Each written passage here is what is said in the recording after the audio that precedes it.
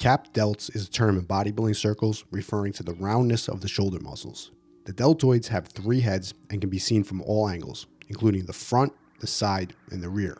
But the term capped delts refers specifically to the roundness that can be seen from the front looking straight on. This is one of the telltale signs of a bodybuilder, as the weight training done for other sports, even including powerlifting, strongman, and weightlifting, doesn't really involve much of the exercises used specifically to target these muscles, as the movements done specifically to develop capped delts are more for aesthetics and have little strength and performance outcomes compared to many other more common compound lifts. But naturally, bodybuilding is all about appearing as big and as lean as possible, regardless of the strength ability of your physique. And while some people are just genetically blessed with a wider shoulder structure, even those with more narrow genetics can enhance their physique by adding more roundness to the delts. Wide delts can enhance an already impressive physique, and even hide the flaw of a wider waist by improving the ratio of the shoulders to the midsection, creating the illusion of a smaller waist in general, which is why capped delts are so heavily sought after in bodybuilding. The specific area of the shoulder responsible for the capped delts is not the front delts, as many people think,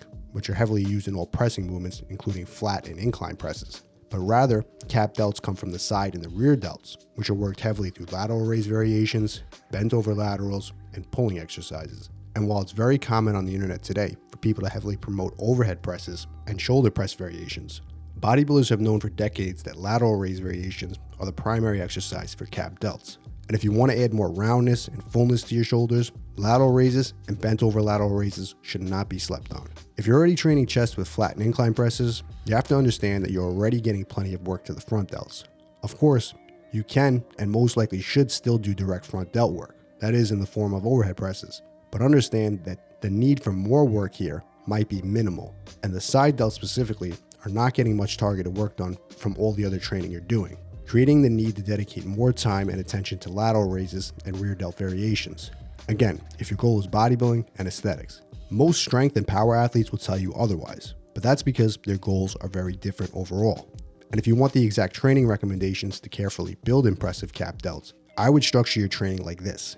Out of all the direct shoulder work you perform in the gym, including work to the front, side, and the rear delts, I would dedicate 20% or less to the front delts. The front delts are already hit very hard on flat and inclined chest presses, and even just one direct shoulder movement should be plenty to maximize the growth of the front delts. I would dedicate 50% of your shoulder training to the side delts specifically. This is the area of the shoulders that get hit the least from other training. Presses hit the front delts hard, and pulling hits the rear delts hard. But the middle delts are generally worked much less indirectly compared to the other two. If your shoulders are a glaring weak point, it's likely your side delt training is what needs to be prioritized. That's plenty of lateral raise variations. And finally, I would dedicate 30% of your shoulder training to the rear delts.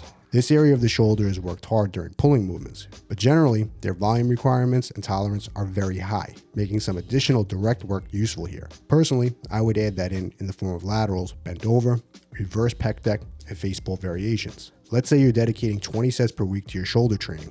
A breakdown of the volume should look something like this. 4 sets of direct shoulder press work. Again, that's not including all of the pressing you're doing from chest. 10 sets of lateral raises for the side delts, and 6 sets of rear delt work. If your shoulders are lacking, apply these tips to your training, and if you want the exact training programs that I personally recommend to build muscle using proven old school bodybuilding methods, check out my old school mass gain programs down below. And as always, if you want to see more of the best original bodybuilding content just like this, make sure to hit subscribe.